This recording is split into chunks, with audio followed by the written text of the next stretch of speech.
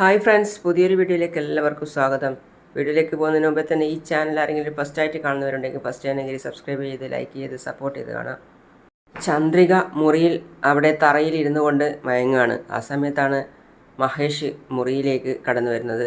മഹേഷ് വന്നിട്ട് ചോദിക്കുകയാണ്, എന്താ ചന്ദ്രികയെ, ഇന്നലെ രാത്രി ശരിക്ക് ഉറങ്ങിയോ? ഇന്ന് നമ്മൾ രണ്ടുപേർക്കും പ്രധാനപ്പെട്ട ദിവസമാണ്. എന്താ മനസ്സിലായില്ലേ? ഇന്ന് നമ്മൾ രണ്ടുപേരുടെയും കല്യാണം. ഈ ലോകത്തിലെ സ്വന്തം ഭാര്യയെ രണ്ടാമതും കല്യാണം കഴിക്കുന്നത് ഞാൻ മാത്രമായിരിക്കും. എന്നെ ഡിവോഴ്സ് ചെയ്തപ്പോൾ ഇനി ഒരിക്കലും ഞാൻ നിൻ്റെ ജീവിതത്തിലേക്ക് വരില്ലെന്ന് നീ കരുതി അല്ലേ? എന്നിട്ടിപ്പോൾ കണ്ടില്ലേ, ഞാൻ തന്നെ വീണ്ടും നിന്നെ താലി കെട്ടുന്ന അവസ്ഥയിലായി. ശരി, ക്ഷേത്രത്തിൽ കല്യാണത്തിനുള്ള ഏർപ്പാടുകളൊക്കെ നടക്കുക. അതും പറഞ്ഞുകൊണ്ട് സാരിയുടെ കവർ എടുക്കുകയാണ്. കുളിച്ച് ഈ സാരി ഉടുത്തിട്ട് വാ. ഇതാ, ഏയ് പിടിക്കടി ഇത്, ദാ എന്ന് പറഞ്ഞ് ചന്ദ്രികയുടെ കയ്യിൽ പിടിപ്പിക്കുകയായിരുന്നു മഹേഷ്. ചന്ദ്രിക ആ സാരി വലിച്ച് മഹേഷിൻ്റെ മുഖത്തേക്ക് വലിച്ചെറിഞ്ഞു. നീ എന്താ വിചാരിച്ചു വെച്ചിരിക്കുന്നത്? നീ എൻ്റെ കഴുത്തിൽ താലി കെട്ടിയാൽ ഞാൻ നിൻ്റെ കൂടെ അങ്ങ് വന്ന് ജീവിക്കുമെന്നോ? ഇത്രയും ദൂരം നിന്നെ കിടത്തിക്കൊണ്ട് വന്ന് നിൻ്റെ കഴുത്തിൽ താലി കെട്ടണമെന്ന് ഞാൻ വിചാരിച്ചിട്ടുണ്ടെങ്കിൽ ഞാൻ എന്തെങ്കിലും മനസ്സിലാക്കാതെ അത് ചെയ്യുമെന്ന് നീ കരുതുന്നുണ്ടോ? നിന്നെ എൻ്റെ കൂടെ എങ്ങനെ ജീവിപ്പിക്കണമെന്ന് എനിക്ക് നന്നായിട്ടറിയാം. നീ എന്നെ കല്യാണം കഴിച്ച് എൻ്റെ കൂടെ ജീവിച്ചാലേ മലരിനെ നിനക്ക് കാണാൻ പറ്റൂ. ഇല്ലെങ്കിൽ മലരിനെ ഈ ജന്മം നീ കാണില്ല. എൻ്റെ മോളെ ഇവിടെ നിർത്തിയിരിക്കുന്നത്, മര്യാദയ്ക്ക് അവളെ എൻ്റെ അടുത്ത് കൊണ്ടുവന്ന് വിട്. ഇല്ലെങ്കിൽ ഞാൻ വെറുതെ ഇരിക്കില്ല. അത് കേട്ട് മഹേഷ് ചിരിക്കുകയാണ്. നിനക്ക് നിൻ്റെ മോളെ വേണമെങ്കിൽ ഞാൻ പറയുന്നത് പോലെ അനുസരിക്ക്. എന്നെ കല്യാണം കഴിച്ച് എൻ്റെ കൂടെ സന്തോഷമായിട്ട് ജീവിക്ക്.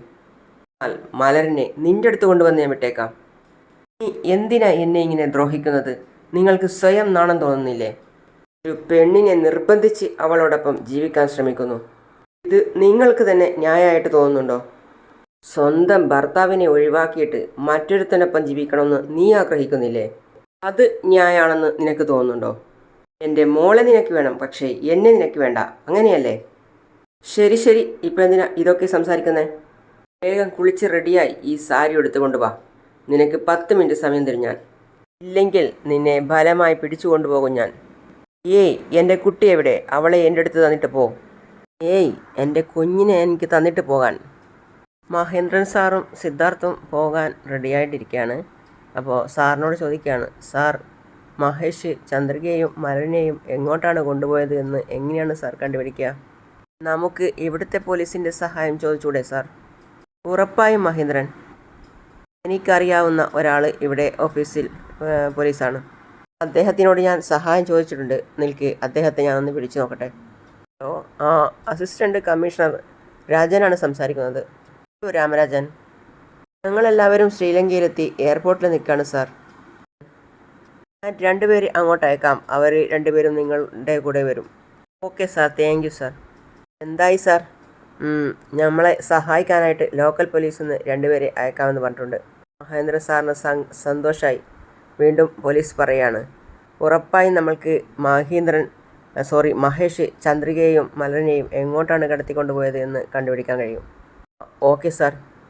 പിന്നെ മഹേഷ് മലറിൻ്റെ അടുത്തെത്തി. മലർ, ഇതാ മോളെ, നിനക്ക് അച്ഛൻ ആഹാരം കൊണ്ടുവന്നിട്ടുണ്ട്, കഴിക്കണേ. എനിക്ക് വേണ്ട. ദേ നോക്ക്, വാശി പിടിക്കാതെ മര്യാദയ്ക്ക് കഴിക്കണം കേട്ടോ, മനസ്സിലായോ? എനിക്ക് വേണ്ട, എനിക്ക് അമ്മയുടെ അടുത്ത് പോകണം. ഇപ്പം നോക്കിയാലും അമ്മ അമ്മ അമ്മ എന്ന് പറഞ്ഞുകൊണ്ടിരിക്കും. എങ്ങോട്ട് പോകാനാ? അച്ഛൻ നിന്നെ സ്നേഹിക്കുന്നില്ലേ? ഞാൻ തരാം, നീ വാ തുറക്ക്, വാ തുറക്ക്, വാ തുറക്ക്, വാ തുറക്കാനല്ലേ പറഞ്ഞേ? ഈ പ്രായത്തിൽ നിനക്ക് ഷാഡ്യോ? ഇത്രയും അഹങ്കാരോ? വാ തുറക്കടി, വാ തുറക്ക്, എന്നിട്ട് കഴിക്കടി എന്ന് പറഞ്ഞ് അവളുടെ വാ തുറന്ന് വായ്ക്കകത്ത് വെച്ചു കൊടുക്കുകയാണ് മഹേഷ് ഭക്ഷണം. അപ്പോൾ തന്നെ അവൾ ഫു എന്ന് പറഞ്ഞ് അവൻ്റെ മുഖത്തേക്ക് തന്നെ തുപ്പാണ്. നീയും നിൻ്റെ അമ്മയുടെ കൂട്ട് തന്നെയാ. ഇതേ നോക്ക്, നീ ഇത് കഴിക്കോ പട്ടിണി കിടക്കോ എന്താന്ന് വെച്ചാൽ ചെയ്യ്, എനിക്കെന്താ കുഴപ്പം? മഹേഷ് അതും പറഞ്ഞ് അവിടെ നിന്ന് പോയി കഴിഞ്ഞപ്പോൾ മലർ ആ ഭക്ഷണമൊക്കെ എടുത്ത് ദൂരേക്ക് എറിയാണ്. പിന്നെ കാണിക്കുന്നത് മേഘയാണ്. ചായയും കുടിച്ചു കൊണ്ടിരിക്കുന്ന മേഘ. അവിടെ വന്ന് മുത്തശ്ശി പറയാണ്, എന്താ മേഘ ഇവിടെ വന്ന് നിൽക്കുന്നത്? ഈ മഹീന്ദ്രൻ വീട്ടിലില്ലാത്ത സമയം നീ ശരിക്കും പ്രയോജനപ്പെടുത്തണം. ലക്ഷ്മിയോട് സംസാരിച്ച് എങ്ങനെയെങ്കിലും അവളുടെ മനസ്സ് മാറ്റി അവളുടെ പേരിലുള്ള സ്വത്തെല്ലാം നിന്റെ പേരിലേക്ക് എഴുതി വാങ്ങണം. ലക്ഷ്മി വേഗം മനസ്സലിയുന്നവളാ. മനസ്സ് വിഷമിക്കുന്ന രീതിയിൽ നീ അവളോട് സംസാരിച്ചാൽ അവളുടെ മനസ്സ് മാറും. ഈ ചാൻസ് നീ കളഞ്ഞാൽ പിന്നെ കിട്ടില്ല. മഹീന്ദ്രനും സിദ്ധാർത്ഥും വീട്ടിൽ വന്നാൽ പിന്നെ നീ വിചാരിക്കുന്നത് ഒന്നും തന്നെ നടക്കില്ല. ഞാനിത് അമ്മയോട് ചോദിച്ചു കഴിഞ്ഞതല്ലേ, പക്ഷേ അമ്മ അത് എഴുതിത്തരാൻ കഴിയില്ലെന്നല്ലേ പറഞ്ഞത്. എന്താടി ഇത്, ഇത്രയ്ക്ക് മണ്ടിയായിപ്പോയല്ലോ നീ. ഒരിക്കൽ ചോദിച്ചു കഴിഞ്ഞാൽ ഉടനെ സ്വത്തുക്കൾ എല്ലാം നിന്റെ പേരിൽ എഴുതിത്തരുമോ? നീയാണ് വീണ്ടും വീണ്ടും ചോദിക്കേണ്ടത്. വീണ്ടും വീണ്ടും ചോദിച്ചാൽ എഴുതിത്തരുമെന്നാണോ? അങ്ങനെയൊന്നും എഴുതിത്തരത്തില്ല. വിഡ്ഢികളെ പോലെ സംസാരിക്കരുത്. ഞാൻ നിനക്ക് ഐഡിയ തരാം, നീ അതുപോലെ ചെയ്യും. ഉറപ്പായും അവളുടെ പേരിലുള്ള സ്വത്തുക്കളെല്ലാം നിന്റെ പേരിൽ എഴുതിത്തരും. ഓരോന്നും മൗനമായും ആക്ഷനായും പറഞ്ഞു കൊടുക്കുകയാണ്. ഇപ്പം ആലോചിച്ച് സമയം കളയണ്ട, നീ ഇവിടെ നിൽക്ക്, ഞാനിപ്പോൾ വരാം. മുത്തശ്ശി പ്രാർത്ഥനാ മുറിയിൽ പോയിട്ട് എന്തോ എടുത്തിട്ട് പോവുകയാണ്. എന്നിട്ട് പറയാണ്, നീ വേഗം വാ, ഇവിടെ നിൽക്കല്ല, എൻ്റെ മുറിയിലേക്ക് വാ. നോക്ക്, ഇതിലുള്ള ഗുളികകളെല്ലാം ഞാൻ സ്ഥിരമായിട്ട് കഴിക്കുന്നതാണ്. ഇത് നീ കഴിച്ചിട്ട് ആത്മഹത്യ ചെയ്യാൻ വേണ്ടി പോവുകയാണെന്ന് പറഞ്ഞ് കരഞ്ഞ് അഭിനയിക്കണം. ഞാൻ ലക്ഷ്മിയെ ഇങ്ങോട്ട് കൂട്ടിക്കൊണ്ടുവരാം. നീ ആത്മഹത്യ ചെയ്യാൻ പോകുന്നു എന്ന് പറഞ്ഞ് ലക്ഷ്മിയുടെ മനസ്സ് മാറ്റി ലക്ഷ്മിയെ ഈ ഗുളികകൾ കഴിക്കുന്നതായി കാണിച്ച് പേടിപ്പിക്കണം. വന്ന് വാതിലടക്ക്, ഞാൻ പോയി ലക്ഷ്മിയെയും കൂട്ടിക്കൊണ്ടുവരാം. ശരി മുത്തശ്ശി. എൻ്റെ ഒപ്പം തന്നെ വരില്ല, വാതിലടച്ചോ, നിൽക്ക്, ഇവിടെ നിൽക്ക്, ഞാൻ വിളിച്ചു കൊണ്ടുവരാം. അപ്പോഴേക്കും 2 പോലീസ് വന്നു. അപ്പോൾ സിദ്ധു പറയാണ്, അങ്കിളെ അത് അവരാണെന്ന് തോന്നുന്നു. നമസ്കാരം സാർ, ഞാൻ മുരളീധരൻ. ആ 2 പോലീസുകാരോട് ഇവിടെ നാട്ടിൽ നിന്ന് പോയ പോലീസ് എല്ലാം വിശദമായി പറഞ്ഞു കൊടുക്കുകയാണ്. മഹീന്ദ്രൻ, നിങ്ങൾ ഇദ്ദേഹത്തിന് ചന്ദ്രികയുടെയും മഹേഷിൻ്റെയും മലരിൻ്റെയും ഫോട്ടോ കാണിച്ചു കൊടുക്കുക. സാർ ഇത് നോക്ക് സാർ, ഇതാണ് സാർ ഫോട്ടോ. സാർ ഇതാണ് മഹേഷ്. അയാൾ ചന്ദ്രികയെയും അവളുടെ മകൾ മലരിനെയും തട്ടിക്കൊണ്ട് വന്നിരിക്കുകയാണ് സാർ. ആ പോലീസ് പിന്നെ 3 പേരുടെയും ഫോട്ടോ അദ്ദേഹത്തിൻ്റെ ഫോണിൽ എടുത്തു, ഫോട്ടോ തിരിച്ചു കൊടുത്തു.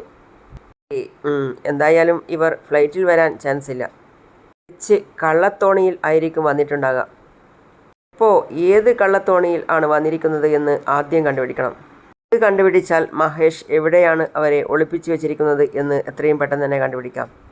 പോലീസുകാർ തമ്മിൽ ഓരോരുത്തരെയും ഫോൺ വിളിച്ച് വിവരം അറിയിക്കുകയാണ്. എന്നിട്ട് പറയാണ്, ശരി നമുക്ക് പോകാം. എന്താ സുധാകര, സുഖം തന്നെയല്ലേ? സുഖം തന്നെ സാർ. ഒരു എൻക്വയറി വിഷയമായിട്ട് വന്നതാ.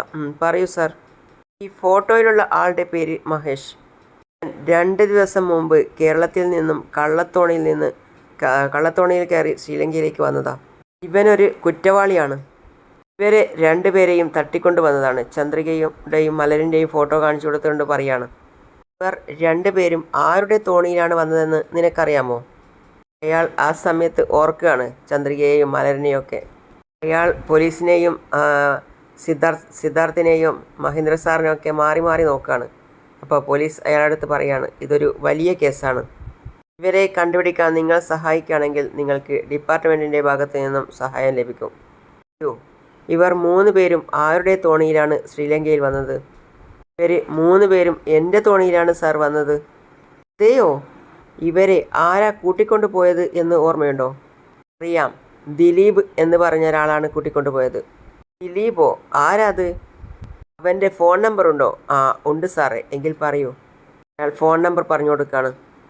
ആദ്യം ഇവൻ്റെ നമ്പർ സൈബർ ക്രൈമിൽ അയച്ച് അവൻ ഉള്ള സ്ഥലം കണ്ടുപിടിക്കാം. പ്ലീസ് പെട്ടെന്ന് സാർ. പിന്നെ ആ പോലീസ് സൈബർ സെല്ലിൽ വിളിച്ചിട്ട് പറയാണ്, ഞാനൊരു നമ്പർ അങ്ങോട്ട് അയച്ചിട്ടുണ്ട്, അതിൻ്റെ ലൊക്കേഷൻ എവിടെയാണെന്ന് ഉടൻ തന്നെ കണ്ടുപിടിക്കണം. ശരി സാർ. ഓക്കെ സാർ, ഞാൻ ചെക്ക് ചെയ്തിട്ട് പറയാം.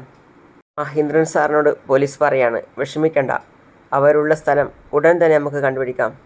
പിന്നെ കാണിക്കുന്നത് ചന്ദ്രിക മുറിയിൽ ഇരുന്ന് കരയാണ്. മഹേഷ് വീണ്ടും മുറി തുറന്ന് മുറിക്കകത്തേക്ക് വരികയാണ്. എന്നിട്ട് പറയാണ്, എന്താടി നീ സാരി മാറ്റാതെ ഇങ്ങനെ ഇരിക്കുന്നത്? എടി, ഇങ്ങനെ കിടന്ന് കരഞ്ഞാൽ നിന്നെ ഞാൻ വിടുമെന്ന് കരുതിയോ? നീ സാരി മാറിയില്ലെങ്കിലും സാരിയില്ല, വാ നമുക്ക് പോകാം, നമുക്ക് അവിടെ ചെന്ന് സാരി മാറ്റാം. എഴുന്നേൽക്കടി. എന്നെ വിട് എന്ന് പറയാണ് ചന്ദ്രിക. ചന്ദ്രികയെ പറയുന്നത് കേൾക്കാൻ, വിടെന്നെ, വിടടാ എന്നെ എന്ന് പറഞ്ഞ് ചന്ദ്രിക മഹേഷിൻ്റെ മുഖത്ത് മാറി മാറി തല്ലുകയാണ്. ഈ അടിച്ചു കഴിഞ്ഞോ? സൂക്ഷിച്ച്, വേദനിക്കും. എത്ര നാളാടി നീ ഇങ്ങനെ എന്നെ എതിർത്ത് കഴിയാൻ പോകുന്നത്? ഇങ്ങോട്ട് വാടി. വിടന്നെ, വിടടാ, എൻ്റെ മോളെ എനിക്ക് കാണിച്ചതാ. നിൻ്റെ മോളെയല്ലേ? കല്യാണം കഴിഞ്ഞ് കാണിച്ചു തരാം. അപ്പോഴേക്കും പോലീസിനെ വിളിക്കുകയാണ്. പറഞ്ഞോളൂ. ബർസൽ എന്ന സ്ഥലം കണ്ടുപിടിച്ച് പറയാണ്, മാഞ്ചോലക്കാട്ടിലോ? അപ്പോൾ സിദ്ധാർത്ഥ് മനസ്സിൽ ചിന്തിക്കുകയാണ്, കാട്ടിലോ? Okay sir. എന്താ സാർ, അവിടെ എന്തെങ്കിലും പ്രശ്നമുള്ള സ്ഥലമാണോ? അതെ, അത് ഭയങ്കര അപകടം നിറഞ്ഞൊരു കാടാണ്. ഇവിടെ തടസ്സങ്ങൾ കൂടുതലായിരിക്കും. പാപം, ഇവരെ എന്തിന് അവിടെ കൊണ്ടുപോയി എന്നറിയില്ലല്ലോ. മഹേന്ദ്രൻ സാർ ചോദിക്കുകയാണ്, സാർ അവർക്ക് ആപത്തൊന്നും സംഭവിച്ചിട്ടുണ്ടാവില്ലല്ലോ അല്ലേ? ഇത് ഭയങ്കര മോശമായ സ്ഥലമാണ്. അവർക്ക് ആപത്തൊന്നും പറ്റരുതേ എന്ന് നമ്മൾക്ക് ദൈവത്തോട് പ്രാർത്ഥിക്കാം. നമുക്ക് ഇപ്പം തന്നെ അങ്ങോട്ടേക്ക് തിരിക്കാം. സാർ ശരി, വരൂ നമുക്ക് പോകാം എന്ന് പറഞ്ഞ് എല്ലാവരും ആ ഭാഗത്തേക്ക് പോവുകയാണ്. പിന്നെ നാട്ടിൽ ലക്ഷ്മി പ്രാർത്ഥനാ മുറിയിൽ ഇരുന്നുകൊണ്ട് പ്രാർത്ഥിക്കുകയാണ്, ഭഗവാനെ, ചന്ദ്രികയെയും മലരനെയും ആ മഹേഷ് ഒന്നും ചെയ്യാൻ പാടില്ല. ഇങ്ങനെയെങ്കിലും അവർ രണ്ടുപേരും സുരക്ഷിതമായി തന്നെ വീട്ടിലെത്തണം. പെട്ടെന്ന് തന്നെ ലക്ഷ്മിയുടെ മുറിയിലേക്ക് ഓടി വന്ന് മുത്തശ്ശി പറയാണ്, ലക്ഷ്മി, നിന്റെ മോള് എൻ്റെ ഗുളികകളൊക്കെ എടുത്തുകൊണ്ട് പോയി ആത്മഹത്യ ചെയ്യും എന്ന് പറഞ്ഞു മുറിയിൽ കയറി കതകടച്ചു. ലക്ഷ്മി, അവൾ എന്തെങ്കിലും ചെയ്തു കളയും, എനിക്ക് പേടിയാവുന്നു. വേഗം വാ.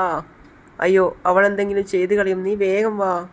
ആത്മഹത്യ ചെയ്യാൻ പോകുന്നെന്നോ? അതെ അതെ ലക്ഷ്മി. എൻ്റെ ദൈവമേ, എന്തിനാ മേഘ ഇങ്ങനെയൊക്കെ ചെയ്യുന്നേ? വരാം അമ്മായി. അവൾക്ക് എന്താ പറ്റിയത്? എനിക്കൊന്നും അറിയില്ല ലക്ഷ്മി. മേഘ, മേഘ വിളിച്ചുകൊണ്ട് വരികയാണ്.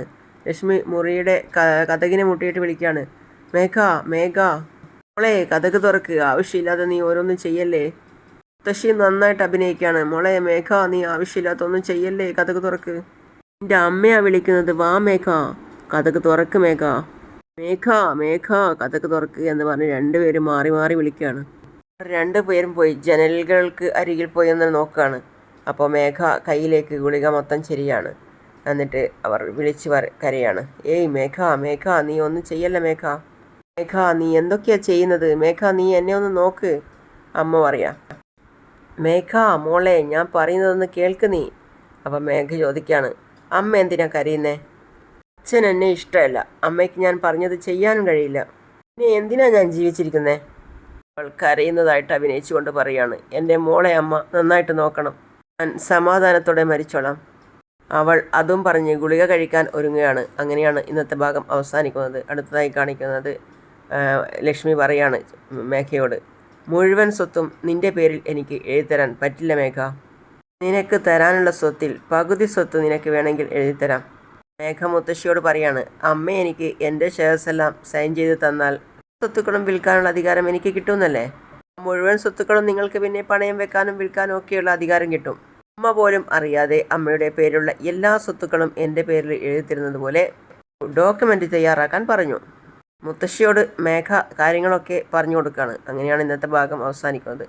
അടുത്ത പുതിയ വിശേഷമായിട്ട് വീണ്ടും കാണാം. അതുവരെ ഈ ചാനൽ സബ്സ്ക്രൈബ് ചെയ്യാതെ കാണുന്ന ആരെങ്കിലും ഉണ്ടെങ്കിൽ പെട്ടെന്ന് തന്നെ ഇത് സബ്സ്ക്രൈബ് ചെയ്യുക. ഫീഡ്ബാക്ക് എന്താണെങ്കിലും അറിയിക്കുക. അപ്പോൾ അടുത്ത പുതിയ വിശേഷമായിട്ട് നമുക്ക് വീണ്ടും കാണാം. അതുവരേക്കും സീ യു ഓൾ.